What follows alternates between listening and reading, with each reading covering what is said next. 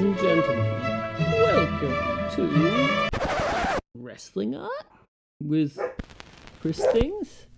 Ray! Do the hammerlock! I do the hammerlock!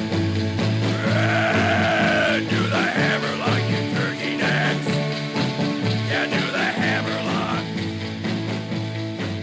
I do the hammerlock! Everybody's Doing it. Oh, hi there, hi friends. Welcome to the show. I am Chris Things Brian. This is Wrestling Art with Chris Things. This is the show where I yammer on about some wrestling, yammer on about some art. Talk a little bit about my life as a wrestling artist. Get to talk to some wonderful people from around the world about this thing that we all love. But this week we've got our match of the week special. These things keep on building up where you don't do it for a few weeks, and I'm like, man, we have so many to get caught up on. But we got a triple header today. We got 3 matches of the week to talk about, and I'm very enthused that I'm going to be talking about them with a returning guest, Portaveritas, who I had that great chat with, talking all about his art practice a few weeks back that I was super stoked on, actually. I thought this was quite fitting. I really wanted to try to get Portaveritas on to be able to talk about these matches of the week, because I've got the first one was actually a match that we got to see in person. I mean, technically it wasn't just one match, it was like a dozen matches. I kind of broke the rules on that one. I just picked the whole event as my match of the week, but we'll get into that. We'll get into the reason why. I'm super stoked that I got to chop it up with Portaveritas on that, and also we got to talk about that tremendous Black Terry versus Mr. Condor match from Zona 23 as well. I feel like Portaveritas is someone who's a very interesting person to talk about Black Terry and his legacy. So we'll be talking some Zona 23, some Mexican Junkyard wrestling and the live experience of going to such things. We'll be talking about Black Terry, singing the praises of Mr. Condor, and then we jump into something completely different. We'll be talking about some pro wrestling Noah. So super excited to see what Portaveritas thinks of that. Crazy eclectic goodness as always, ladies and gentlemen. But before we get to that, we have our what's been going on in the world of Chris Things kind of segment, where I talk a little bit about what I've had going on. So all of the things, as always, I generally try to, keep busy with making this art thing. Busy is good. Busy is also stressful. But we do what we do. I've been having this mysterious commission job that I can't tell you all about yet, but I'm very excited about it. Maybe I'll have to talk to the client in question. Maybe he can let me give some clues to you guys. But at this stage, it's a project that I'm definitely in the midst of. I'd say we're about halfway done at this stage, but it's been very, very fun. Probably not the best thing to talk about if I can't say anything about it, but other than that, you just have to be working on these things, and got some events that I've been lining up. I've got the next wrestling club locked in at the Scratch for Sunday the 8th of June. Man, I can't believe it's already June. This is insane. So I'm very looking forward to getting that playlist together. It's so hard in putting those playlists together, guys. Like, in theory, it's just all wrestling that I really like, so it should be really easy, and it is in some ways. But in other ways, I really want to, I don't want it to go forever, so I have to really be quite vicious with my selections and what makes the cut and what doesn't. But also, thinking about like different kind of like vibes, and I always want to have that contrast between one match and the other, so we get a bit of all sorts of different things through the evening. So yeah, gotta put my research cap on and get that going. And then the big thing that I've got coming up, I look at my June calendar. You guys can check this out as well if you care to on the events page of christhings.com.au. And I'm a little bit terrified. So I spoke a bit about it last week, all the things that have coming on, so I don't have to go into too much specifics. But yeah, I've got like 2 different what I would call like art exhibitions, like group show kind of things that I'm doing that, for me, I find it really important for these things for me to create new work with that show in mind, so it's new work that's created just for that show, just for that, that the concept of that show, I guess, is a big part of it, because each show is different. There's a different sort of like overall theme to it. So like these 2 that I'm talking about now. So first one is like a Sunny Coast weirdo art show, celebrating that sort of like lowbrow kind of art vibes that I really love. That's always been a big part of my art practice, I guess, and a lot of my inspiration, really. I make no bones about like one of my very favorite illustrators is Robert Crumb. So I don't know if that sort of like comes across my work a little bit. But yeah, so that style of weirdo art is what I'm looking forward to really jumping into. So I'm going to do a few different paintings for that one that celebrate the weird. Most likely also with some wrestling in there. Shocker. But I'm looking forward to that. But I got that on like I think mid-June.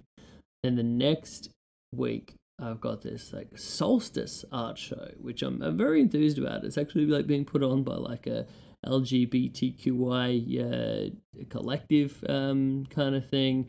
And it's just delving into sort of the culty, kinky kind of like stuff. It's like the solstice moon, a bit of like a Wiccan kind of like vibe, I guess. And that was taking place at Super Ordinary in Hamilton in Brisbane. And there's going to be like a whole massive night associated with it. So it's like a big thing, a lot of different, super interesting looking artists that I'm interested to be amongst. And then there's going to be like live performance art going on and bands and all sorts of things. So yeah, I'm really interested in sort of the challenge in that of doing something a little bit different.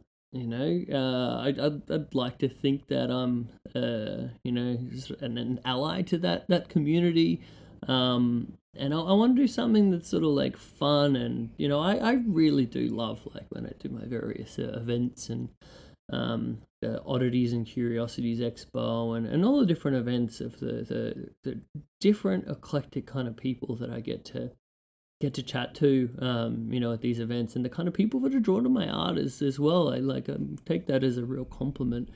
So yeah, I'm looking forward to doing some work that's with that sort of stuff in mind. So we'll see what happens. I got some ideas, but a little bit terrified about the amount of work coming up, but also excited.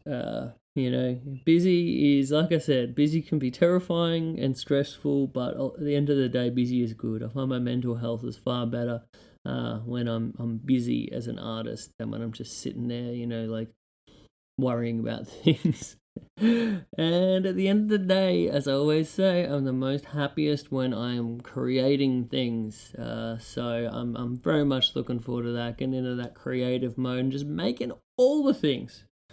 All right, that's the end of my TED Talk. Hopefully you guys want to make all the things as well, but let's jump into some match of the week.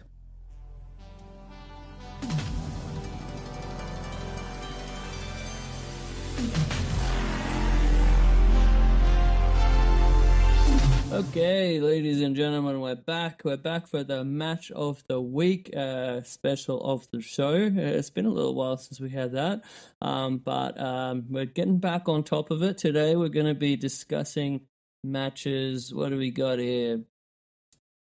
81 through 83 of my match of the week series. And today I'm very excited to be having back a friend of the show, a friend who we had on in our artist interview series very recently, an amigo that I got to hang out and spend some wonderful time with in Mexico. Welcome back to the show, Portaveritas. Thank you so much for having me again. And I need to apologize for all the people last time that my English was like a little bit weird. So I hope that you literally bear with me. So let's see what we can do together this time. So I'm really, really eager to see what is coming today. Man, I thought you did great last time. I really, really enjoyed that chat, and I highly recommend if anyone hasn't listened to go back in the archives and have a listen to that conversation, because I think it was a very interesting conversation about us talking about influences and a lot of the things that we deal with as artists, and especially like wrestling artists, and the challenges and a lot of the different things that people maybe don't talk about very much. Yeah, I agree totally. You gave me like a good space to have like a recap. I don't know if it's the correct word, like to analyze what we normally suffer, but we don't really suffer. But we have some kind of like situations that we need to solve when we become an artist, and especially a wrestling artist. So you know that it's harder, but I guess it's much better to have that challenge. They say it's not worth doing things that are easy. Mm-hmm. Yes, you're right. But yeah, man, I'm excited to get to talk to you today. More about the actual luchas, about the wrestling, about the matches, because this is also something that brings us together. Like we both really love lucha libre, and for me, I love all sorts of different types of lucha libre, of like Mexican lucha libre, to all sorts of interesting types of wrestling from all over the world. And I think that's what's cool about today, the matches that we'll be talking about, going from Zona 23 all the way to Pro Wrestling Noah in Japan. I think that's a good amount of contrast here. And I'm sure that I'm going to learn some things. I already told you that I have many questions and notes about the matches we watch. I'm so fascinated because maybe if you're not all that familiar with a match like this Pro Wrestling Noah one, especially, I think it'd be so interesting to hear the things that were your thoughts when you were watching it. But we'll get to that. But we'll start first off with our Zona 23 experience that we had together.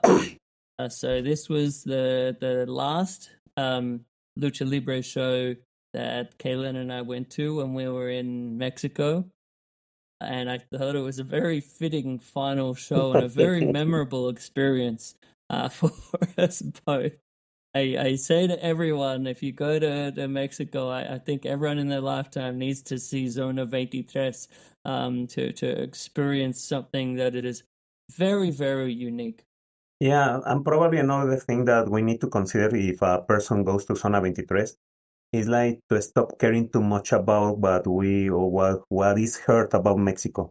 I mean, we know that, as I told you last time, it's a violent country, but when you're in good hands, there is not a problem. And as you noticed, I was very happy and I felt very secure. And many in other conditions, it would be like, where did we go? So probably the place was not like the best one, but you had like the real authentic Mexican flavor and aggressive flavor. So it was cool. Oh, exactly. And I couldn't think of more contrast from, I was talking to Phil Schneider last week, who he's the author of some of the books that I've done recently, as well as he's promoted a few wrestling shows recently with these Action Dean shows that he's been doing with All Elite Wrestling most recently. And I was talking to him about it, and he said, "Man, you guys did the real shit, like not the tourists, Arena Mexico experience that everyone does. Like, not all tourists are going to, Zona 23 or like seeing Elia Park, like we did in Arena Ciudad." Man, and I think he's right. I think there's something that's really magical about, I still say everyone needs to go to Arena Mexico once in their lifetime. But I think the contrast of these different venues is the true magic of it. Yeah, it's like a good exposition to see the real, not even the real lucha, the real people enjoying a match. Because you saw, as we were talking last time, having families there, enjoying violence, so it's like difficult to accept. But right here in Mexico is the usual thing. I mean, we are accustomed. Probably we shouldn't be, but we are.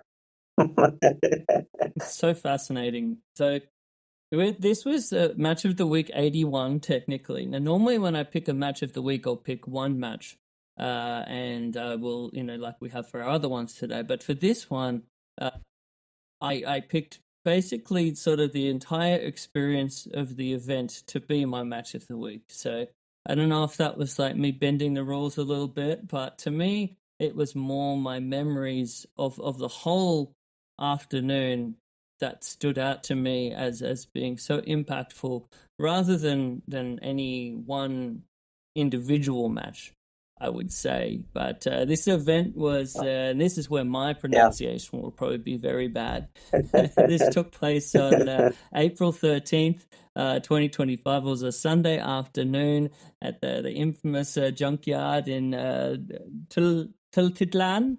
Is that where we were? Tultitlan, you're right. In the state of Mexico. Yes, of course. We traveled outside of Ciudad de Mexico, which I didn't know at the time. We caught a few different trains to get there. And then this event was a big tournament. I assume this is like a deathmatch tournament that happens every year. Rey Del Deshuesadero 2025. Is that correct? Yes, that's right. So what does that translate to? That's right. What do you mean, deshuesadero? Yeah. Deshuesadero means exactly the same like means junkyard. Okay. So king of the junkyard. Deshuesadero.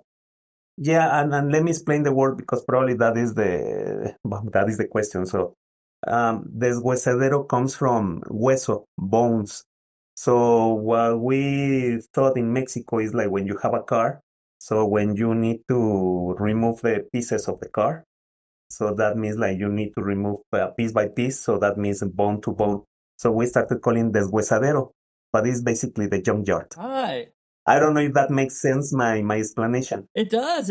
You're helping me learn things today. So this is very good. So this show, I originally expected we'd go to this show and it'd maybe go like 2 hours or something like this. It went a little longer than this. We saw 12 matches, I think, from the start to the finish of this show. Yeah. I guess that is longer than a usual Zona 23 show because it's a tournament. Is that right? Yeah. And basically what we were talking last time is that it took longer, but because of business, as I was telling you. They were making these spaces so more people, they get thirsty, so they can buy more beer and more beer and more beer. So the longer the match starts, the better opportunities to have more sales for beer. So that's the reason. There is no other one. Well, they did pretty well with that because most of the beer was sold out by the end of the of the show. Yeah. It normally takes around probably 3 hours and a half. But as you saw, I mean, we were how many hours? 5 or more than 5? Something like that. I think we got there maybe like 2 p.m. or a little bit after that time, and we were there till about 7 p.m. So it was a big afternoon. Yeah. But it's the regular thing. And also, I suppose that people are accustomed to that situation. I mean, like, they find those spaces, as we were talking last time, for dancing or for talking or to talk about how was the match. or to get ready to get something like a torta or a michelada, or I mean some junk food, so they can um, how can I say, endure, or they can stand the event. So it's the normal thing, Yeah. I guess, for Zona 23. I think it's good. I think it allows for a little bit more of like a socialization element. Like a lot of the time when you go to see wrestling, it's like just match, match, match, match, match, and you might like talk a little bit during the match, but it's not Yeah. like you get that much opportunity to reflect and you know talk about what you thought about the one that just happened. So I Mhm. thought it was actually pretty cool in that way. And also, I am not sure if they have a legal permission to have that event. I don't know, because it took longer than expected. But when they have this kind of regulation, it takes like 2 hours, 3 hours. So who knows? I don't know. Yeah. And I am not. I don't know if it's the right thing to ask about that. I mean, I know, yeah, Arena Mexico has the curfew times, so they have to have the show over by a certain time that's set by the city. But it didn't seem like this show had much regulation at all. Yeah, yeah. I mean, in Mexico, everything is possible. You saw it. Mm. Yes, yes, so good. So in general for this show, I think the first thing that stood out to me before any of the matches started was just the atmosphere. So we got there and it felt like a real junkyard. Like to me in Australia, if we go to a junkyard, they're not even called a junkyard. They're called like, you know, a resource recovery center, something of these kind of like words. And it's very formal. It's like everything is very, very organized. They've got the recyclables over here. They've got all, you know, it doesn't even feel like a junkyard, like your mind's vision of a junkyard from a cartoon or a TV show or a movie. But this, as soon as I walked into this place, it felt like a real junkyard. It felt like an authentic junkyard, and I loved it. And you know the funny thing? Probably in Mexico City we have the opportunity to be in a junkyard, but in San Luis Potosí or in other places, the venues are especially car wash places, or even some barrios, some hoods.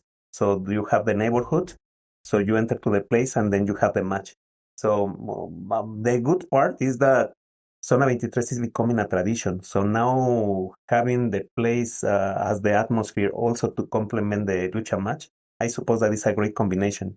Of course, and I think that's really what stood out to me when we were first there, and we were first, you know, like seeing all the people there, and like the way like people were dressed, and like one of the first things that stood out to me was there a couple of people who were sitting on top of a truck, and they were wearing the pig masks, because of you know how much everyone loves the Porquiza Extrema. Okay.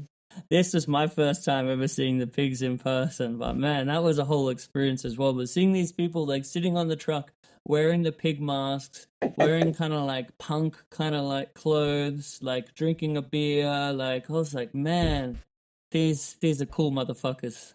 Yeah, and they have open like I don't know if it's the right word, a niche. Mm, Because what they normally do is before the event starts, you saw that they put all the merchandising over the ring. So yes. they were accustomed to that also in DTU. So I suppose that they learned the lesson. They have contact with the fans. So then at the moment of the match, there is like this kind of like emotions, because you feel like the Porquis are part of your friends.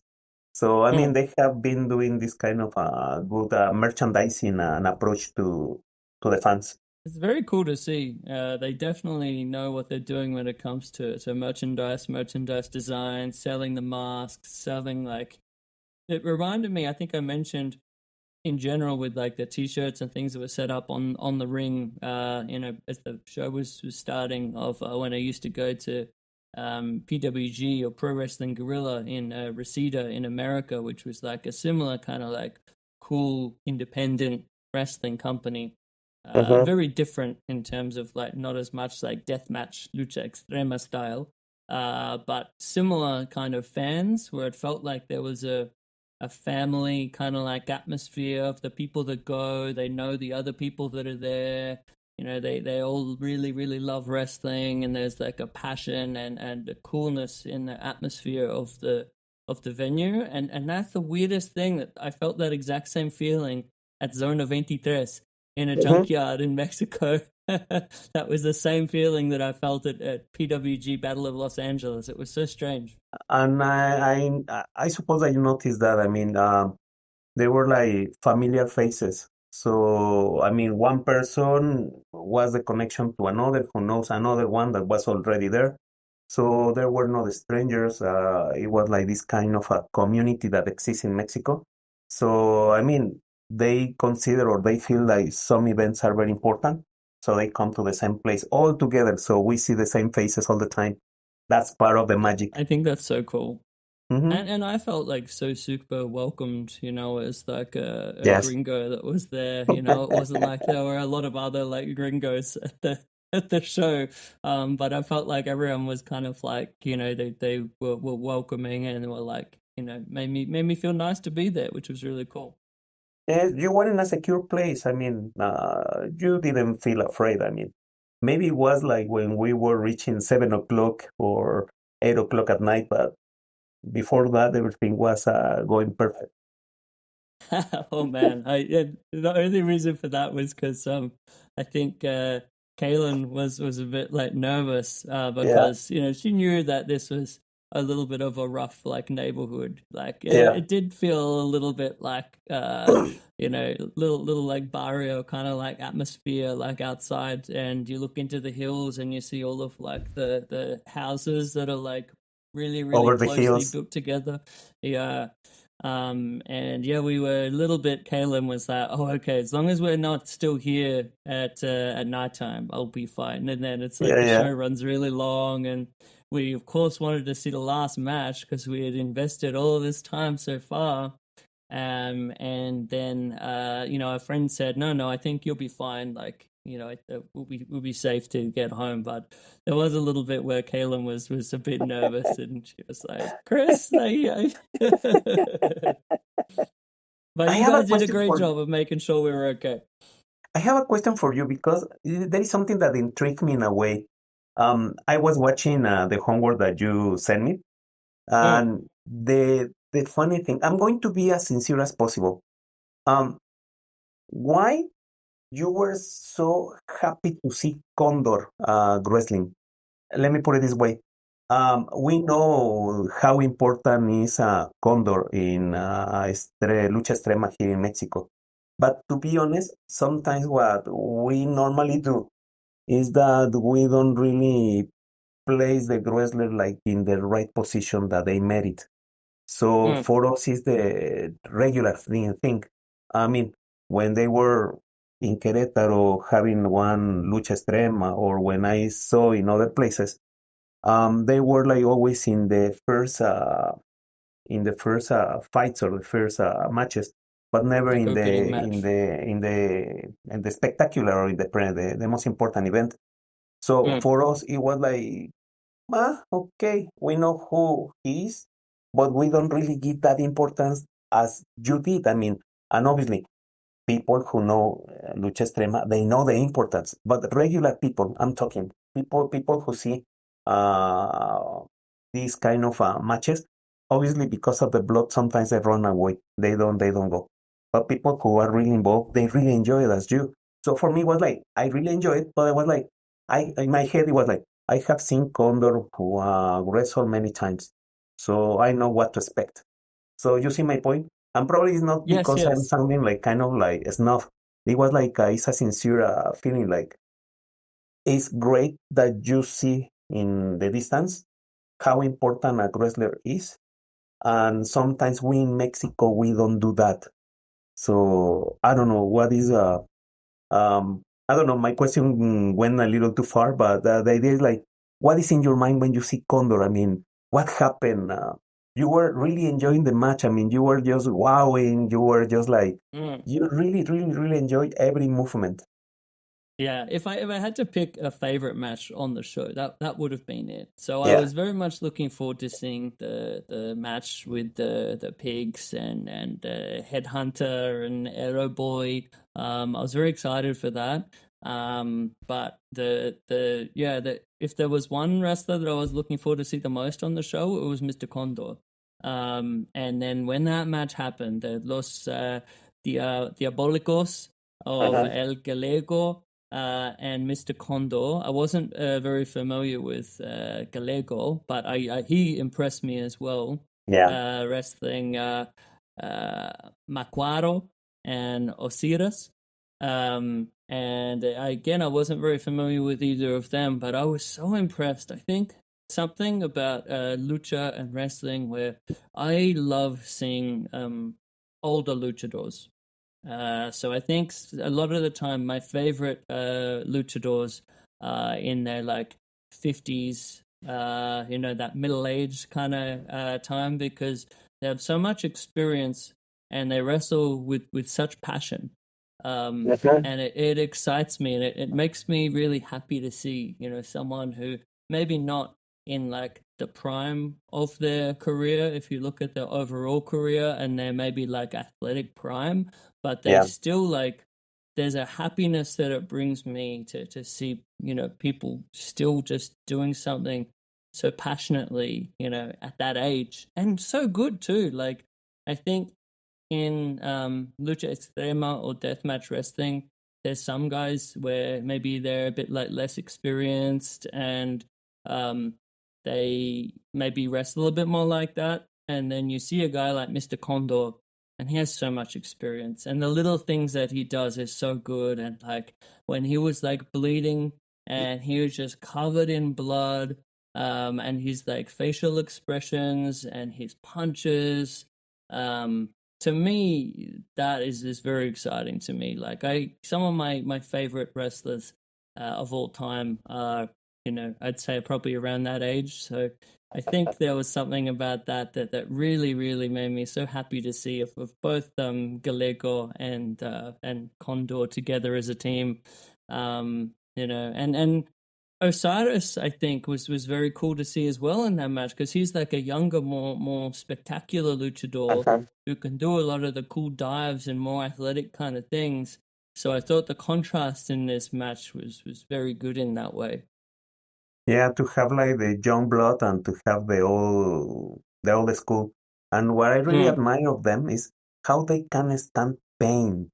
I mean, if we put it in a way, I mean, we have like a small cut in our arms or whatever, and we feel like we're almost dying. So then having just this kind of blood all over their faces and being in character, I mean, that is great to see those personalities. And as you said, Condor is one of those like rough guys. So it's great to see that. Yeah. I think the finish of the match, like something went wrong, and it looked like Osiris's shoulder was screwed up, and he Yes. got like thrown over a table and landed kind of awkwardly. So the match didn't have like the most clean finish. It was sort of just like thrown out, but then there was the post-match like getting on the microphone and like yelling at one another, well, like just covered in blood. Where I just thought the atmosphere was just so memorable and so cool. And also, I think during that match was like when the sun was setting, and so like from an aesthetic standpoint, there was like dust in the air, and it was just like the lighting was very unique and cool. I really liked it. But the other match that I really liked as well that I wanted to mention was I think was it Lunatic Fly and Venganza? Venganza. That was very cool, because that's like more two younger guys who are just like gonna wrestle like real hard, real fast, real spectacular, some crazy stuff. So very, very different, but also like very cool in a completely different kind of way. One of the things I cannot fully understand is how for us it was a great match, the one that we were. But in regular wrestling areas, they are not like going or they are not in some, as I was telling you before, I mean, they are not in good positions. I mean, they are really good and well prepared wrestlers, but I don't see them in the posters in the matches. So what is going over there? I don't know. I have no answer for why some people they have this kind of big opportunities when we see that they are not like the best wrestlers, and when you see some others that are really well prepared and they modify, because there is another thing that I had seen before. I mean, when we went to Zona 23, there were some people that didn't know. So now at the time, I started just searching for them, and they are mixing. I mean, they are not like extreme wrestlers per se. I mean, they are also, some of them, working in regular matches, and they are doing great stuff. So, especially for Venganza and Amnesia, I suppose that they are concentrated in this kind of aggressive and extreme lucha libre. So I don't know what is there. I mean, and also there are not many places to have work for these kind of wrestlers. So I don't know. Probably for me, it would be great to see them going to other countries. I mean, Yeah. where they have this kind of like indie circuit. But I have no idea. I think they would do great in a company like GCW in America. Like I think those fans would love to see these Exactly. guys. So hopefully, they can be able to travel and be known to more fans, I think. But one of the restrictions, I suppose, that is also the language. Am I right? Yeah. And I mean visa, stuff is difficult to travel with, especially at the moment. Yeah. So I don't know. I mean, it's sad to see how hard they work over this Zona 23, but to see that probably they don't have more opportunities because there are not those many opportunities in the country. Yeah. Yeah, I think that's kind of common in a lot of, different areas when it comes to, like deathmatch style wrestling. You have guys Mhm. that like for the fans that know them, they're heroes. They love them so much. I think of a guy like Nick Gage from, CZW and GCW and everything. And he's like sort of this underground king of this scene. And then you would ask someone who only watches that more mainstream American wrestling, like WWE or AEW, a lot of them wouldn't even know who he is, and I think that's Mhm. just the way that this works sometimes. But man, I was very impressed, especially by Amnesia. Mhm. He had like so much of like a charisma to him and an energy, and the fans like loved him so much. They And love him a lot. man, and then that was the big story of the show. He went all the way to the finals in the final match, and then in the opening moments of the final match, he got hurt for real. He was it his collarbone? I think I read he made broken collarbone. Yeah, but what I remember from that day, it was the expression from the paramedic, the girl. I mean, Oh my gosh. she was really concerned because she didn't know what to do with that kind of situation. So Because it we seemed knew that like it his was, shoulder was like popped out of the socket, and he was trying to yeah, get the paramedic to like put the shoulder back in the socket, but it wasn't but they working. couldn't, Mm, and they were like afraid of like having a more severe problem with the arm while putting it in the proper place. So it was yeah. aggressive. I mean that moment. But I mean, that is something that I'll remember forever, because that's like, we see a lot in wrestling that isn't real, in the way that like, it's wrestling and we love wrestling, but it's, a work.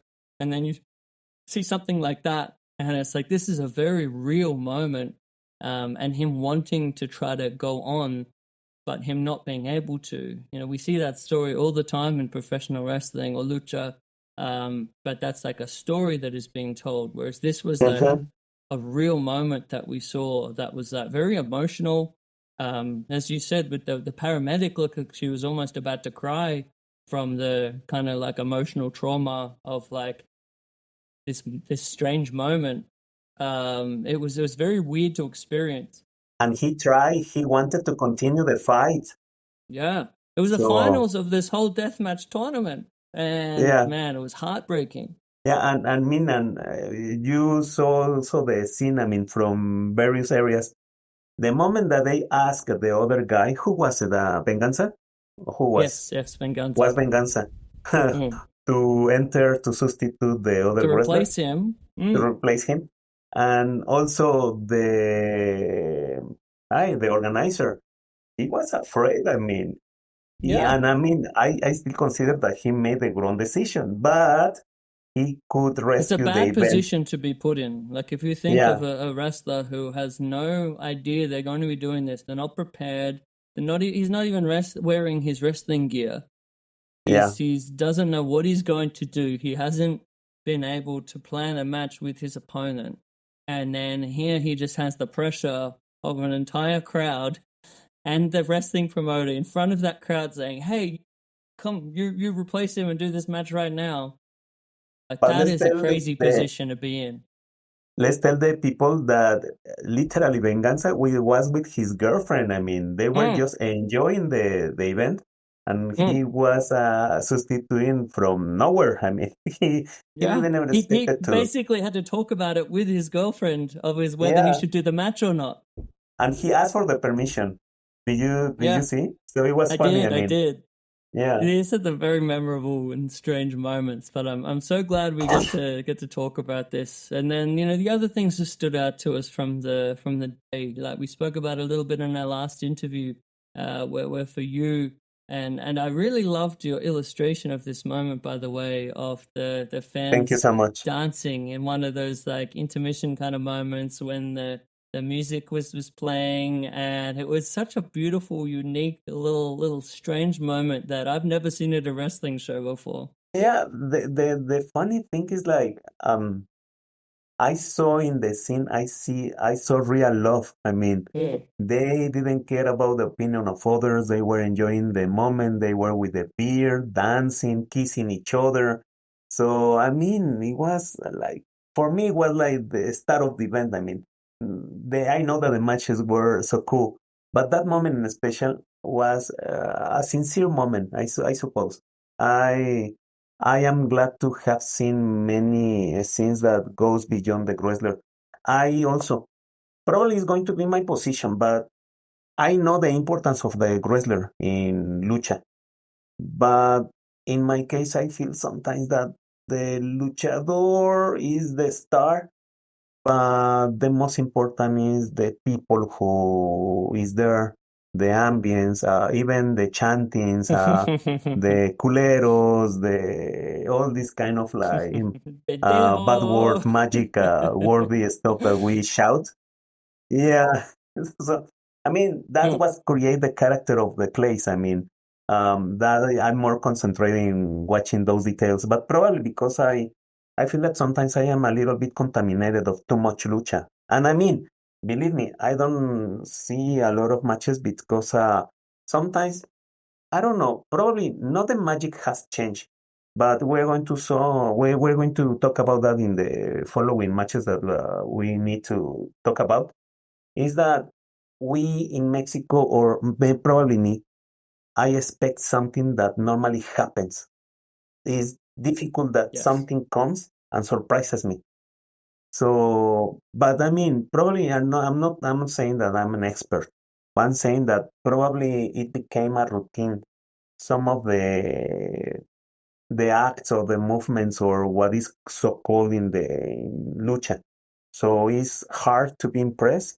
But as I was telling you, I pay more attention to what is around and Yeah. also enjoying what is happening inside. I think I do the So same. I I don't think know, when you probably. consume a lot Mm. of lucha, a lot of wrestling, as much as as I do, like it's the little things that you notice that is very different, and it's the atmosphere, and that's why for me for the illustration that I did for this evening, it wasn't of this crazy moment of Vengaza or even of like Mr. Condor like bleeding. Like I was very close to doing that, to be honest, for the illustration. But then the moment that stood out to me was such a moment that was beautiful and strange and unique to me. Probably not to you, as we mentioned of the of the kids, I have of other two. the promoter or whoever they were, who were like Yes. sweeping up the bloody glass from the light tubes that had been hit in the ring. And they're sweeping up the bloody glass. There's like the literal junkyard dogs that are just kind of like walking around the ring, like sometimes during the matches and this time as well. And just that overall atmosphere, I was like, I have never seen anything like this, and I think this captures the strange magic of the moment, at least for me, of something that I remember and will remember very vividly for the rest of my life. And I just thought that was so fascinating. I'm not saying that I didn't see the magic in the kids cleaning and all the stuff, but Yeah, probably yeah, in yeah, my of head it was course. more like, okay, I know that they are part of the organization, they are Mm, part of the family. So for me, it was like, okay, they yeah. have to do it, but I never paid that special attention that you did. Another Mm. memorable moment was when one of the puercos, from one from the puerquiza, he tried to pull the one of the bars that were like being the support of the this kind of protection. The tents. Yeah, yeah. He got like thrown into the tent pole, and the whole tent almost like came down a little bit. And I mean, if we pay attention, we were in a risky situation. I mean, just imagine that something might Mm, have happened if the exactly. pole just fell down. Yeah. And as you are right, I mean, another moment that I remember a lot is when Condor was stapled with Mm-hmm. these kind Mm, of bills all over his body.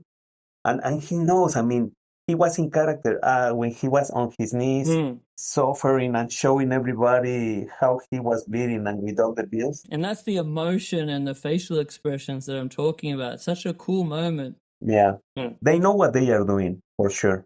Yes. mm. Oh, absolutely. And I think as well, I wanted to give credit to a lot of the amazing photographers that were there, because I saw after the event a lot of different like photographs or little Yeah. like videos and things that were shared of the event that was so cool and so well done. And it really gives me a lot of respect for the people in that scene. We got to meet like a few of the different people that specialize in photographing these kind of events, and I thought there was such an art, to that. So, yeah, maybe I'd like to interview some of those photographers in this show as an artist guest on the show in the near future. As well, I know some of them. So if you need those contacts, I will tell you, and we will try what to do. I mean, the worst part that might happen is that they don't speak English or they feel that they don't speak properly. So we can help. So there is not. But they are, I mean, as I was telling you last time, we are really incredible photographers. Mm, But because we are very, very good at documenting things. So they know exactly where to be. They know as I was telling you, probably, I don't know if you noticed La Milagrosa over there. She mm. went to the event only to take pictures of Aeroboy. Of the pigs, Yes, so yeah. she was in them for what she was expecting the main event. So Mm, she was a little bit closer to the wrestlers, but I see the intention. So I don't know. I was a little bit afraid that some of the people will knock her up or something, but I suppose that um, she has like a good sense of what is happening there. So that's what I saw. And also something that I was really that I like from her is that before starting shooting, she mm. was also shouting and she was also getting involved into the match.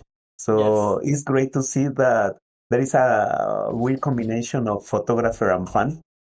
So it's great, it's great. And also, as I was telling you, probably we are accustomed because we even know how the wrestler works.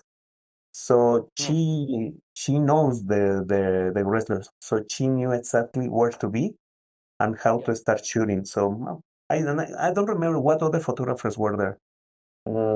I can't remember off the top of my head, but I was surprised after the event to see how many people. And then I look at their Instagram page and I see a bunch Exactly. of other like really amazing photography that is just so well done. And like for me.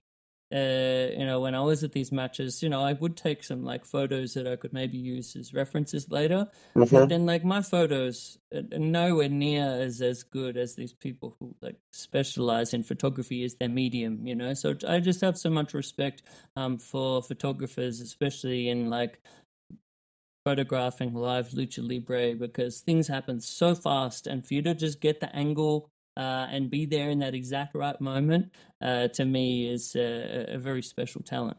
Yeah, and there are many photographers over the times. Um, I can tell you that the ones from I respect a lot, but we are going to talk about one of them. In Black Terry Jr. Black Terry Jr. is one of the best. Probably who else?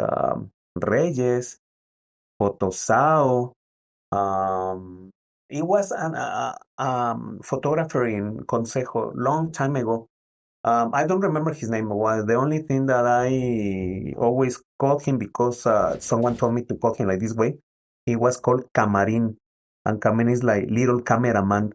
So he also was one of the best because I remember his work over Bossy Lucha.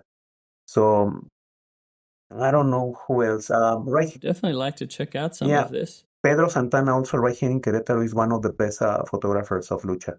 So probably as you notice, the great part of lucha or photographers of lucha is that they are not prepared. There are no the schools who teach you where and or how to be. They self auto educate. So it's great to see that kind of like involvement that they have at the end. Oh, for sure. And I definitely also always want to give a shout out as well to Alexis. It's El Consejo. He Exactly. does an amazing job. And pretty much every El Consejo show that I went to, I could see Alexis there with his camera, and he does a very good job. Every week, I'm like following the CMLL Instagram page, and I see his photography, and it's very cool just to see. How every single show he is there and taking, amazing photographs. And also the endurance, I mean, to start or to try to be in all the events. I mean, I can say that it's a little bit of tiresome. If for us as fans, sometimes we are not able or not to have enough money to go to every single show that happens. So they go everywhere. So that is commitment in a way. Absolutely. All right, so on to our next match here. I think I was very interested to talk to you about this because I think Black Terry is a very special luchador to a lot of people, and he's probably a good example of someone that a lot of fans who might only watch El Consejo or Triple A, they might not necessarily know Black Terry that well.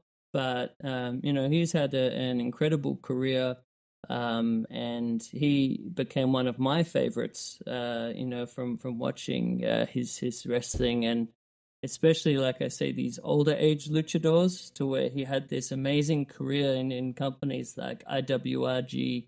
And this is like when he's in his like 40s and 50s. So to me, I was very excited when I first saw this match. So this was officially my match of the week, number 82. This was Black Terry versus aforementioned Mr. Condor. This also took place in Zona 23. This was back on December 5th of 2021. And this was a match that internationally, I think, got quite a bit of interest from overseas fans who saw this match between these two older luchadors, and it was just insane, rough and wild. And when I watched this again, I thought, man, this is the best match I could pick as like a tribute for Black Terry and what makes him so special. Had you seen this match before? I watched it a long time ago when I probably watched it when it happened. I mean, few weeks after that. But what I have seen over the time is like you see how important were those people, and you didn't even notice that. One of the things I really feel like happy to see in a person that is called a maestro, a teacher, is Mm. that he was able to adapt to any style of lucha, Yes. wrestling, puroresu. I mean, um, it's really great to see that he didn't even have a limit. I mean, if he's wrestling with young people, he wrestles to young people. If he was getting into the stream luchas, he was also giving a good show. So he was so well prepared that it was very simple to adapt himself to any kind of circumstance. He was a very resourceful man. So that is one of the things that I saw. And also, what one of my questions that I'm going to ask you later on is something that I saw about this old school. I mean, they were hitting themselves, but they were hitting in the jaw. They were hitting Mm. in the neck, the Yeah. old-fashioned way. I mean, and you are not. I mean, I'm not used to watch people having this kind of blows. I mean, you normally see people just having the regular machetazo Mm-hmm. and just having this demonstration of like I can stand any number of how do you call that machetazo, but in English how do you call them? Like a chop? Yeah, the chops. So I mean those guys, they were really hitting themselves.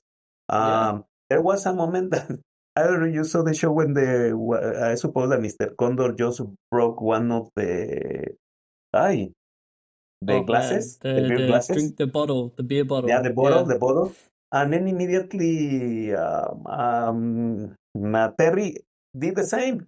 So they were Yeah. literally like having two people with two machetes there. I mean, to see who was the one who started stabbing each other. So I mean, it was aggressive. It was cool. It was a good show for the people that they were. Even in, I don't know, probably you didn't notice, but in one of the minutes, one Mm. of the people were asking Terry, sir, why are you doing this? You don't have the necessity to bleed that.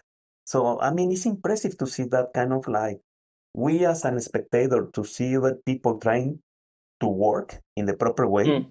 and other people enjoying. I mean, but respecting even the way that the match ended, it was respect. You see Yeah. respect. So, what else did you see over the match? I think definitely that we saw.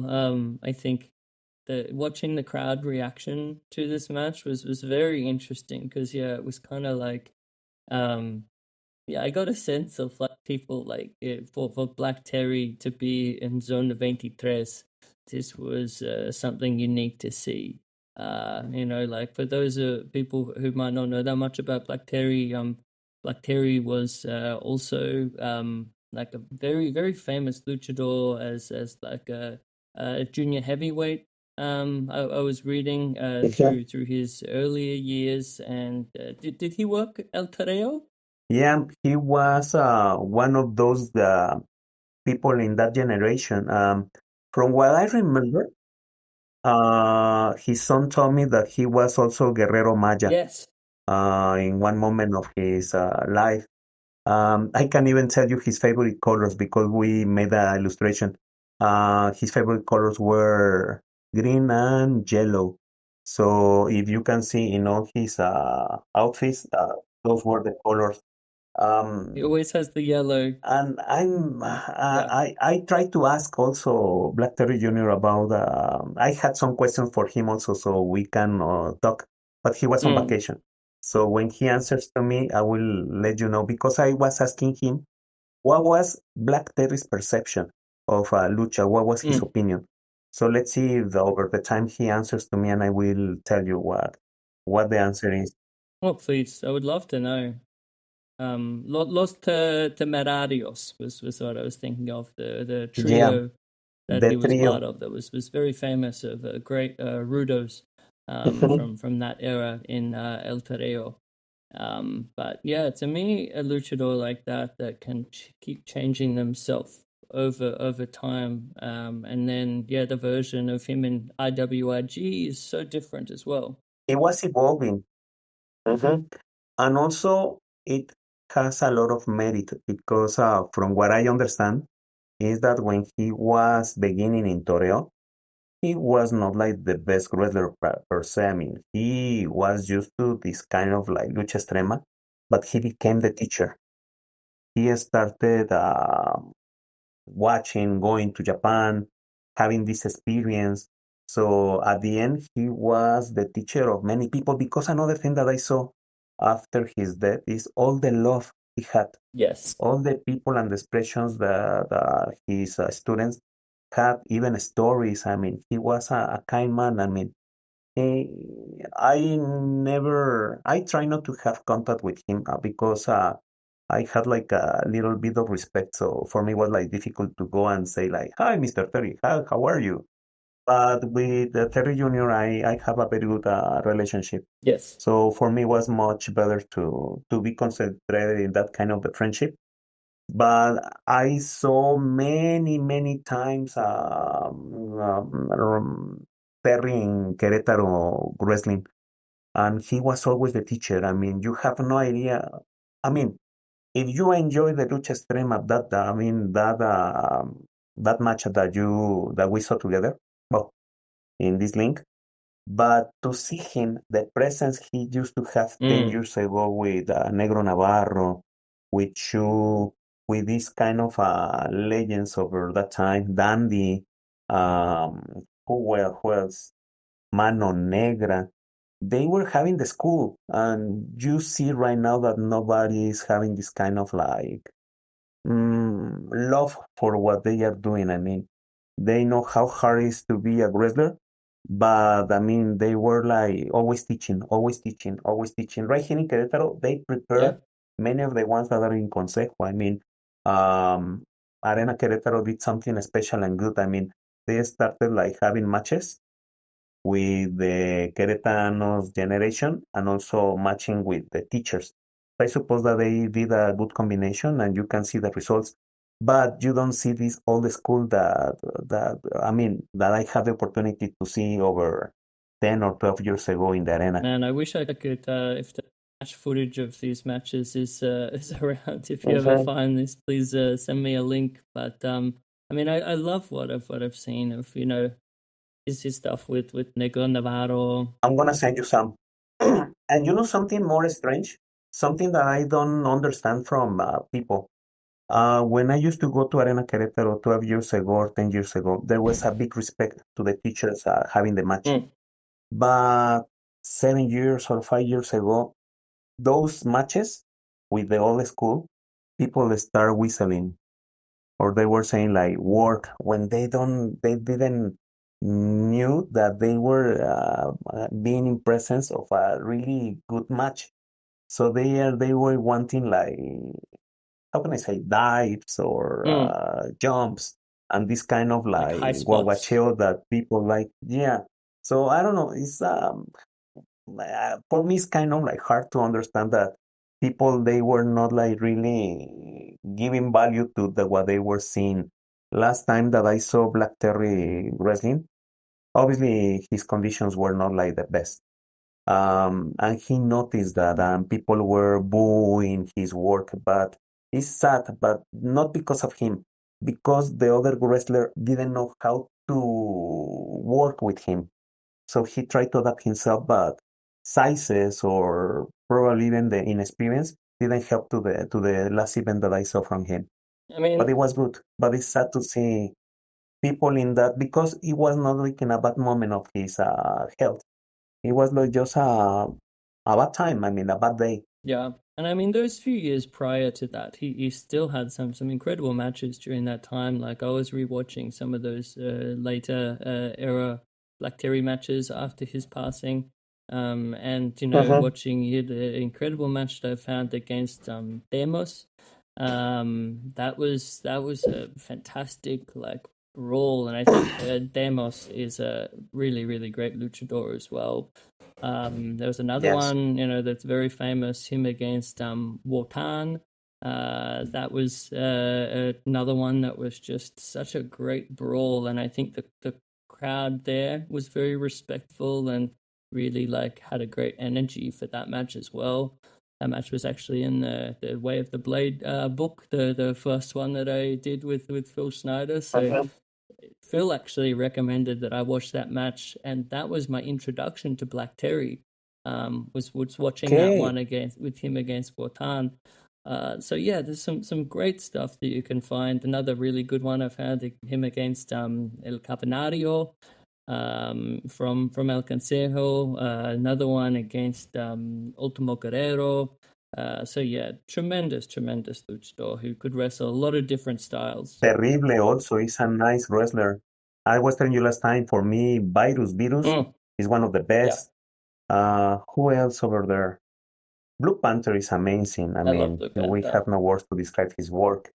Um, well, I mean, even the old generation, I mean, Octagon, Fuerza Guerrera, this kind of Máscara Sagrada, all these brothers, they they were part of the process, I suppose. I mean, and what I'm trying to say is like they were in the character and they were so close to the character, but Black Terry was not. I mean, he was always, as I was telling you, adapting. I mean, he he had great matches with young generations and with the legends. So, I mean, for sure, when we see in an event Black Terry's name, you knew that there was a quality Yes, for 100%. sure. And also another note, I don't know if you saw that in the match with Condor, he had a problem with the shoulder, and also It he was had all another taped problem up. with the grace, and Mm, he was wrestling, I mean, even with the pain. So yeah, there is something to recognize and to be, wow, how he is was the a right very, word? very Like, tough man. yes, yes, yes, you're right. I I think yeah, my favorite part of the match is where that I actually picked for the illustration here was in the just after the match had finished when they were Yes, both in the ring and when it was sort of like a I don't know the official decision of the match, but it was sort of like a no like the match was thrown out or like a draw kind of situation, and they're both in the ring and Mr. Condor's like standing up in the background and Black Terry is just there and he's bleeding and the fans are like have a lot of respect and he's just there and has this that look in his eye and it's like a look of life. Like of he is just he's in a junkyard, he's covered in blood, he's like, 60 something years old, but he's alive. And to me that moment stood out to me. and also one of my favorite moments of that match it was when his son arrived and he started cleaning those glasses from Terry's back. So I Mm, mean, those kind of like family moments. I don't know. It was like a great, and also Condor was amazing. He was in yes. character. He was very aggressive. He stood a lot of pain when he was hit with this kind of like how do you call? The keyboard? I have forgot. Yeah, the keyboard. Yeah, I yeah. mean, it was great. I mean, what else they did? I mean, they broke a glass. They were hitting, and also one. I mean, I'm still. I don't know. Probably you are more used to, but why we in Mexico we don't see wrestlers hitting in this part, but in Mm, Japanese wrestling is very common. What happens? yeah. What have you seen? Or what is the answer? I don't know. I think from my knowledge of when I used to wrestle, if you, to me, it's better to hit someone hard in a place that is safe. So a place Okay, that, so if you hit someone in the neck, um, it's safer than if you hit them in the jaw. So if you hit someone in okay. the jaw very hard, you can knock them out. But I mean, they did that in this match as well. So I don't know. Because I know I saw another characteristic. We Mexicans, well, Mexican wrestlers, they don't have this the neck, they don't have it like very muscled in a way. But Mm, Japanese do. I mean, they have this part very well how do you call constructed. So yeah, probably like that is another muscular. part of the preparation. I was impressed, I mean, by the hits. I was not expecting a chop. I mean, I was expecting like after those blows, someone to be unconscious or to lose the Yeah. Yeah, I don't know. It was great. Thank you for the recommendation. I think that is probably one of the most memorable parts for me as well. Just yeah, watching these two older guys just like punch each other in the face with like all the blood and everything. It's like you see younger luchadors who like they'll punch and then they make no contact. You know, they'll like punch and like hit over here, and then you see these guys that are just like these are tough wrestlers. And people respecting. They didn't intervene. I don't know. You have seen it lately. I mean, in many matches right here in Mexico, people, the regular audience, they getting into the matches and receiving But yeah, like punches from LA LA Park Parka. or others. And right here, Mm. nobody. I mean, they were in their places, moving, but they were also enjoying and trying to have the best place from the match. I mean, they were very respectful, and we had also that in Zona 23, as you notice. I mean, probably most of the people were really drunk, but they were not aggressive. I mean, they were not confronting each other. They were not trying to look to someone for a fight. The same that happened with this match that we watched. Mm. Yeah, it's very interesting how the atmosphere can you know if people all love wrestling together and they know one another and they're familiar, you're not going to get this like stupid aggressive kind of like moments and fights and things like that. But yeah, I did think that video with LA Park was very funny with the fan of who that punched him, man. But rather, who is the one to blame? The wrestler, the fan, or the organization, Mm.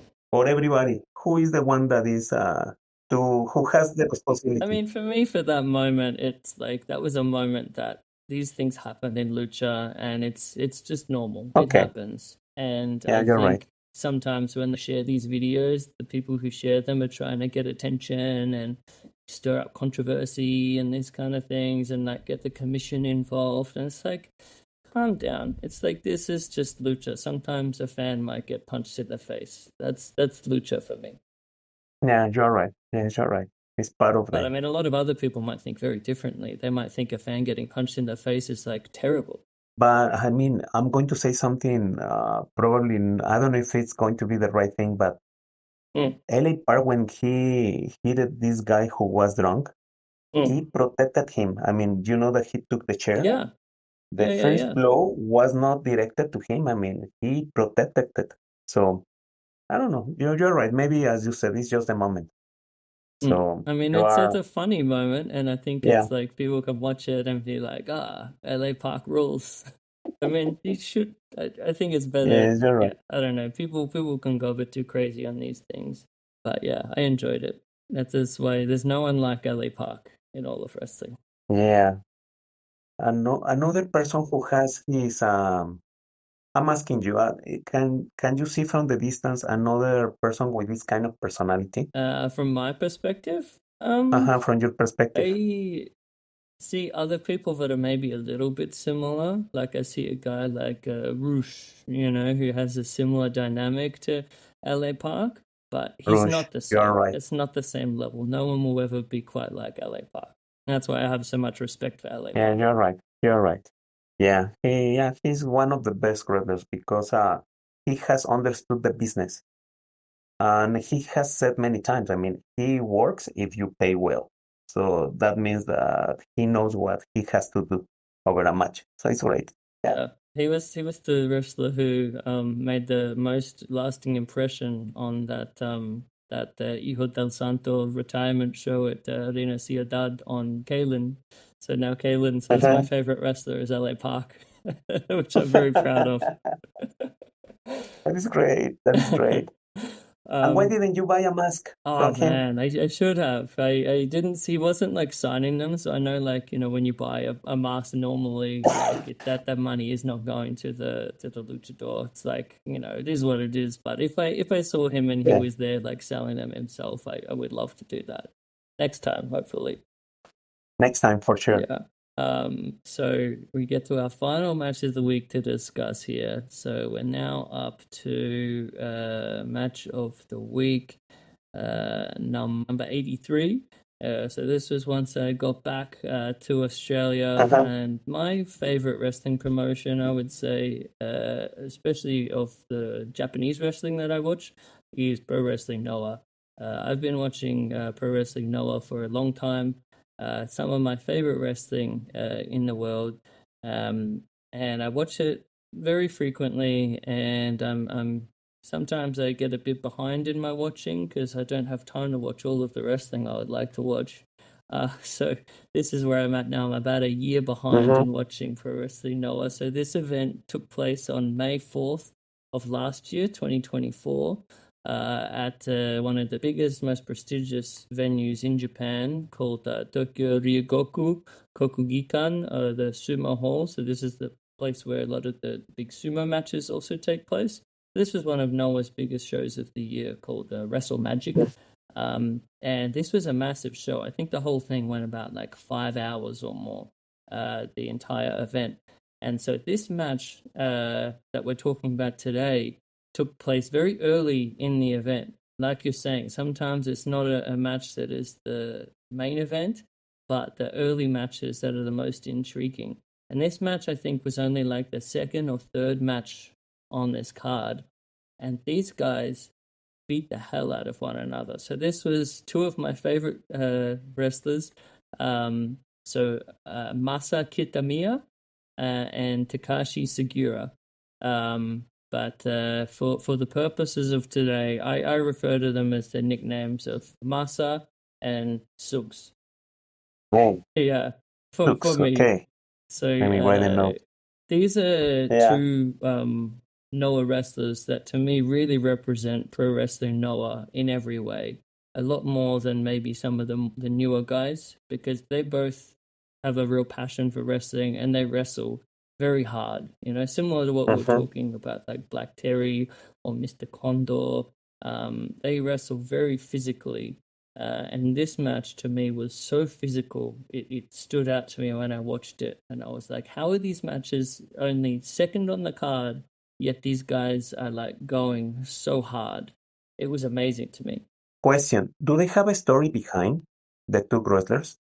So they have had some previous matches. So, but not necessarily big matches. But every time they wrestle, they have amazing chemistry where it's like if you know they're wrestling one another, they will both go very hard because I think they have a lot of respect for each other, if that makes sense. Exactly. In one way, I was feeling that he was respecting his teacher. Yes. I mean, and that's why I definitely asked part of you. it too. You're right, because Sugiura Sugs is the senior. He is the mentor in this situation, whereas Masa is the younger wrestler, who I guess he's part of the current generation. But yeah, both guys very representative of the style of Noah that I think a lot of people love. But so what did you think when you watched this? Like, were you expecting this match to be like this or what? Yes, but I had many questions again. Let me ask you. Please. Let me prepare what it was my opinion. The funny thing is, as I was telling you, when we watch a Mexican wrestling, sometimes we are so bad that we infer the result. I don't know if you mean by the way that the match is becoming. When I saw that was Masa starting to hit harder on the knee of Takashi or Suks, I was literally expecting the change into the match. So for us in Mexico, normally happens, or probably I'm just looking because I am, as I was telling you, contaminated with lucha. When I saw Masa hurting Suks, I was expecting that Suks was the winner. But when I saw the result, I was impressed that, I mean, being the logical way that the match became, you saw that he was the one in control. But, I mean, in Mexico, sometimes things change a little bit. I don't know if I'm saying something stupid. No, I think that's a very fair point. Like, you normally have a certain structure of a match where you think, oh, okay, this means this. Yeah. So I was really impressed. about the way that it finishes, I was also again one of the things that I really like from Masa is how intelligent he was, especially in the moment that he wanted to make the moment spectacular. That means blood. Yes. So, very simple. Instead of doing some kind of like movement to hide or to do something, I mean, he only hit himself and he had like a skull blow. Am I right? Yeah, headbutt. And the blood started coming. Man. So you see, that is intelligence. Let me put it this way. Right here in Mexico, we are accustomed to see the grizzly hiding and using a knife The or blade, whatever. And right here was like pure power. That's the way I describe the match. It was just power and Yes. power from both of them. Takashi also receiving a lot of hurt in the knee. And this Masa standing, trying to prove that he was the one who dominated the full match. Yeah. Am I more or less similar to what you saw in the match? Yeah. I think it's always a bit different, and this is what I was very interested to be talking to you about this match. If it's something that you're not usually watching, I think it's always a lot more of an interesting conversation than if I was talking to someone else who knows everything about pro wrestling, Noah, and is very, very experienced with these guys. I think it's really interesting to hear different perspectives on these kind of things. So yeah, I think what you say about like the match feeling like power, I think that's a great way of describing it. The moment of the headbutt that you're mentioning. So for our listeners at home, if you haven't seen this match, and this is something they've done in some of their previous matches too, and it's a big signature of Masa in his big matches. He will headbutt the other guy. We call it, I'm not sure if you've heard this term, hard weight. So this is if it's like a real headbutt and you're actually like really making contact with the guy. With everything that's come out of concussions and CTE and everything that we know now, this is probably something that maybe in some ways shouldn't be celebrated. But at the same time, I think there's something awesome in the moment when you see this kind of like self-sacrifice like that you have to have respect for it. And so when Masa headbutted Sugs, a lot of the time when you do that, like it was actually him that started bleeding, not Sugiura.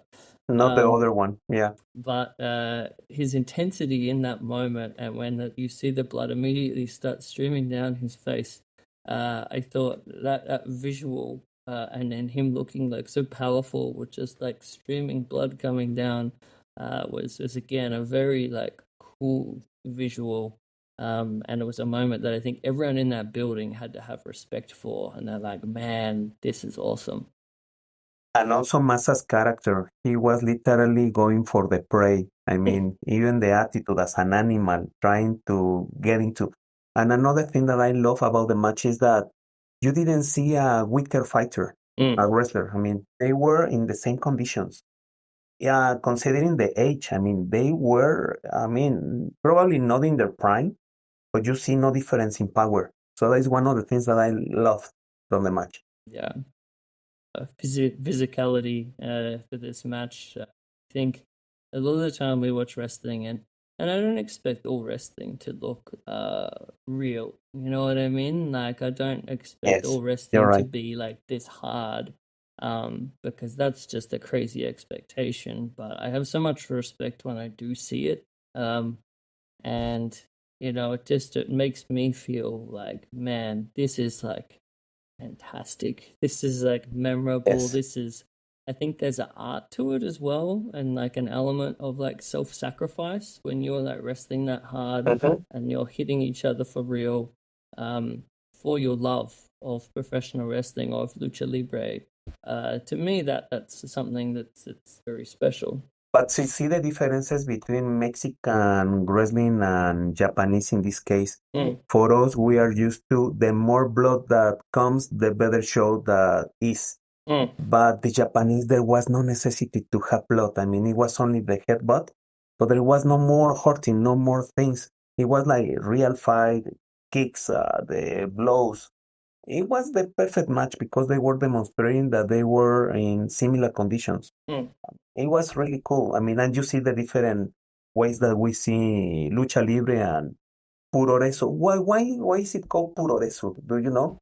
So I think that's kind of like just I was always told it's just the way that Japanese people would say pro wrestling. So it sort of like evolved Okay. from purores. So that's sort of the nickname of Okay. professional wrestling if you're saying it like in Japanese. And so then that I think it also changes a bit when it changes in cultures. So, Yeah. if you speak to someone in Japan, they would call it like purores. But as a, English speaking person, or if I spoke to like Americans or whatever, who are, like these like online wrestling nerds who like we download Japanese wrestling and, it's a different world. We call it like puro. But it's Yeah. just different cultural interpretations, I think. I probably the same what happens with comics. I mean, Mm. for us it's like historieta in Spanish, and for the Americans it's comics, and for Japanese is manga. So I suppose it's probably the same. Yeah, Just only a variation. I have another question. please. I got confused at the presentation because I was expecting the full names. They were mentioning Masa Kitamiya and Takashi Sugiura, Mhm. but with the Japanese version of the name. Mm. But when I saw the next match, I saw they were giving importance to Eita, Hayata, and Akira. They Mm. were the names, but in the way that I could understand, and the rivalry, they were again in the Japanese. Why? What happens? Why do they do that? I mean, This is a I good got confused. question. I mean, you have some guys where, yeah, they just have the English spelling of the name, and that's like, I think in some ways of now Japanese culture, that's like a cool kind of way of doing it instead of doing it in like okay. the kanji or the hiragana or katakana or whatever. So you have certain guys, like a good example of this is a very famous Noah wrestler, Kenta. His name is just the short, all in English, Kenta. Kenta. Okay. And that was Okay. he was like Perfect. one of the coolest, Japanese wrestlers when he was first coming up. So I think that's maybe part of it. There's like a coolness in using the English characters, whereas I think it's more traditional to have the, like Japanese spelling. Yeah, because I saw they were like the kind of ingobernables, Mm. these kind of like similarities. So I mean, I really enjoy also that part, but it got me confused because also another thing that I never expected. Mm. I really thought that the match would take longer. I mean, it was really short. I mean, there was Yeah. no necessity to make it long. So I Yeah, really I mean, I appreciate guess that. both of these matches were like, if we look at the Black Terry versus Mr. Condor, and then this match, they probably both went about the same amount of time. Like, I don't know, like 10 to 12 minutes, that kind of like amount of time. And I think there's something about that where you have a really short match, but it is just furious energy the whole time and a really high level of energy and violence the whole time. I love longer matches, a match that is like a classic that goes 30 or 40 minutes or even an hour. I love those kind of matches. But when you watch something like this and it's just very compact, but like crazy high energy for that period of time, I think that's what there's something really special about that. And something else that I saw that I like is how the different markets work. I mean, in Condors versus Terry, the wrestlers were aware that they needed to show the public what it was happening. So they have special moments when they were in between the court, or they were showing the bottles, or they were making people to get involved. Yes. And the Japanese match that I saw, they didn't really care about the people. I mean, No, they you're right. were fighting each other. That is a different show. I mean, a different way to see what is happening around. And I like it more, a little bit more. I So think both. I think you're right. It's a very interesting contrast because one Yes. match is about like involving the people, and the other match is like ignoring them. But I Mm-hmm. mean, I guess part of it is a lot of Japanese wrestling is like more of a sports like atmosphere, like the same thing as if you're watching Yeah.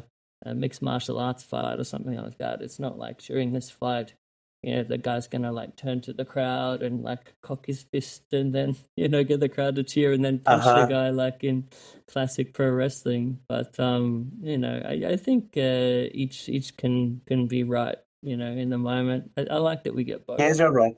Yeah, but you see the dynamics are Yeah. very, very different. Yeah, Yeah. you're right. I mean, that's what's so cool, I think, when we get to talk about matches that are so different like this. It's about focusing on, there are some things that make them similar, and then there's other things that are just totally different. And that's why I really like getting to, have these kind of like conversations about the matches of the week, for this podcast, because it's oftentimes very different kind of matches. Mm-hmm. It was a very cool selection that you made. I mean, and thank you for making me do my homework. I mean, I suppose that I did my best. You So, did great, yeah, I man, mean, and I really made me happy when you told me I did my homework and you did the post when you like did the watch the matches, and I thought that was really nice. I hope other people, if you're listening to this podcast, you do your homework, you watch these matches as well, and then you can get an enjoyment out of hearing us talking about them in the same way. I enjoy them a lot, a lot, a lot. So as I was telling you every time, it's really funny to see how lucha or the different kinds of wrestling or lucha or whatever happens, we we try to understand, we try to feel it. So it's great to see that in a person, seeing that that we have no boundaries in a way. So it's great. It's great to see that. So thank you so much for the opportunity. Man, I I really was so appreciate it. happy to have you on to I always have a good time when we get to have our conversations. And yeah, I think when you have these kind of like passions of about, lucha, it's just really cool to get to share that with other people. So thank you, my friend. I had a really good time. Me too. I really enjoy it. So thank you so much. So I know that we are going to see each other sooner. So it's going to be great. Yes, yes, We need definitely. we need to talk about things. Mortal is coming finally. Yes. I still don't know in what convention. We started preparing the Tarot of Lucha. So I suppose that it's going to be a successful project. So let's see what happens. So Excited. everything is coming along pretty well. Yes, everyone keep an eye out for Mortal. I'll be sharing as soon as I hear anything from you about it being available. And yeah, I can't wait to see more of it, man. And yeah, keep me posted. Do you have anything else going on that you would like to tell people about? Oh, but it's about, I mean, it's from comics also, but I don't know, not necessarily for Lucha. Mm, I am working for a horror comic. cool. So I finally finished the pencil. So now I am starting inking. I have 3 months to finish three numbers, three issues. So I hope that I get into the deadline. And next Saturday, I'm going to have like a presentation of another graphic novel that I did with a friend. So let's see what happens. So everything is maybe what is I'm a little bit concerned is that I'm trying to see if I can do more things about lucha. So I need to see how to generate more stuff. So I hope that's I mean the people that our friends Luis Perro and Erika also are going to get involved into the project. So I know that I am in good hands. So let's see what happens in the future. So let's see. Let's see. I can't wait, man. I'll be staying tuned. Everyone, make sure to be following Portaveritas on Instagram. That's instagram.com/PORTAVERITAS. And yeah, you can also follow Portaveritas on Facebook as well. And I think you have Twitter too, right? Yeah. Yeah, but I mean, I don't know why Instagram became like the place to be. But depends also for generations. I don't see myself doing TikToks. I mean, I don't know. Same. Instagram is my favorite. I like it. I think Instagram is the place for artists, so that's why I like Yeah, Instagram. yeah. It's more visual. Yeah. All right. Well, thanks again, man. I really appreciate your time. Thank you so much. I really enjoy all our conversations. So, I mean, let's see what happens next. Sounds good. All right. Thanks, dude. I'll see you next time. See you. All right. Man, that was that was so much fun. I have a great time chatting with Portaveritas. Make sure you, like I said, follow the dude on Instagram. I love his art. I love the amount that he posts of said art as well. Like a lot of people on Instagram, you know, in the art world, only post like finished, kind of really polished looking stuff all the time. Whereas Porter, like he just posts everything, like sketches, like just all sorts of different stuff. So it gives you a lot more of a, I guess a peek, behind the artist's curtain, which I really dig. But yeah, man, I really enjoyed that. I think it's so cool. Like for me as a long time fan of Mexican lucha libre, that like for so much of the time of me like watching it and being a fan of it, it's just like me watching it, and reading stuff from like Cubs fan. Shout out to Cubs fan, the Lucha blog, an incredible resource for us English language speakers of this stuff. But it's like you miss out on an element of it, of having this kind of like peek into the world perspective rather than being part of it yourself. So then I get to talk to a dude like Portaveritas, and it was the same thing, when I was hanging out with Luis and Eric Jam as well. Like, it's just something so nice to actually get to be part of it, part of the community element of it, and get to talk to people about it on that level, relative to like the culture that's around it as well. Yeah, got a real kick out of that. And, yeah, some great little tidbits there, like little things that I didn't even notice, like that awesome Black Terry Mr. Condor match, the bit where his son Black Terry Jr. is helping like pick the bits of glass out of his back. Like, man, Lucha Libre is wild, and I love it so much. Well, I hope you guys also had a good time listening to that little rambling chat there. I don't know, hope it gets you into a little bit more of this kind of like oddball stuff as well. Great resource I'd highly recommend, that always broadens my horizons, is Segunda Caída. The great guys of,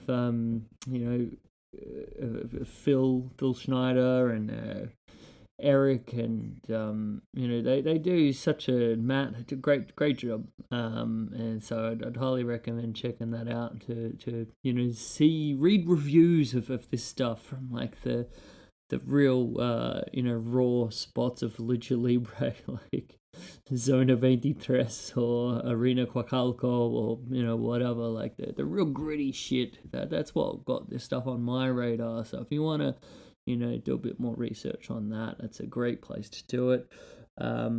But yeah, guys, I hope you're having fun with this little old thing. I'd like to say a big old thank you to the great team at Social Suplex as well, socialsuplex.com, owned this podcast as well as a bunch of other rad wrestling podcasts, from One Nation Radio to Keeping It Strong Style, the Trish and Sarah podcast, Tunnel Talk, the AEW Match Recommendation podcast, Imps WWE Adventure, All Things Elite, a whole swag of different eclectic voices in the world of wrestling on there. But I'm just thankful that they allow me to do this thing, to yammer into a microphone, and that there are some people, some freaks like y'all out there that voluntarily want to listen to said yammering. So that's nice. If you'd like to support the things, christhings.com.au is the place to go, where you'll find a bunch of my art, my wrestling art, paintings, these match of the week illustrations. It's where you can go and you can check out the illustrations of the matches that we talked about today, and you can even buy a fancy art print of them if you would like. I also, if you really, really like them, I even have the actual original pen sketch that I then make into the digitally colored illustration. So those are available as well. The one and only that will, be yours and yours alone. I do have people from time to time buy those, and if any of you are listening that have bought those, please know that I am so grateful of you guys supporting in that manner. That's so nice. But yeah, anyone who supports, who buys any of the things, I really appreciate it as a independent artist who is making a go at this as a full-time job. Every little bit counts. Every little bit is appreciated. Be it a print, a t-shirt, an original painting, whatever. I always really appreciate it. Or even just, listening to this show and liking things from time to time. I know it's hard out there. I know there's a bunch of awful tariffs that are making everyone's life very difficult, and it's not as easy these days to just dump a whole bunch of money on art. But please know that I know that, and it makes me appreciate it even more so, knowing what it's like right now and how challenging it is for a lot of people. So thank you. And I also have the instagram.com/Chris Things, where I assume most of you are already aware of such things. But if not, that's where I post most of my stuff. I'll let you know what's going on with my different events, and share some of my different work and different bits and pieces. I'll try to do a bit more video stuff in the near future, maybe. More reels and such. So keep an eye out for that. And also, if you ever see something on my Instagram that doesn't happen to be in the store, feel free to just reach out to me and say, hey Chris, can I get one of this? Is this available? I've had someone do that this week. And sometimes I have stuff that I even forget that I haven't actually posted to the store yet. So if there's something you particularly like, even if it's like a Way of the Blade illustration of one of the matches I might never have got around to posting, or anything, just let me know. I do all this stuff, I make all this stuff, so if you want to be able to buy it in some form, I can make that happen. But anyway, thank you so much. I hope you guys have a good week. I hope if you are the creating kind of people, like be art or music or whatever it is, hope that you get some creation happening, and that you have a nice little time and enjoy the process of doing it. That's as much as I could hope for myself, and it always makes me so much happier, knowing that I have made something in a day than a day that I didn't. So if I can help try to get other people to do such things, and that makes me very happy. Anyway, that's enough of this rambling mess of a podcast. Hour and 40 minutes, my word. Alright, it's time to go. I'll catch you next week for hopefully a bit of a special one. We'll see how we go on that. Alright, take care friends. Enjoy.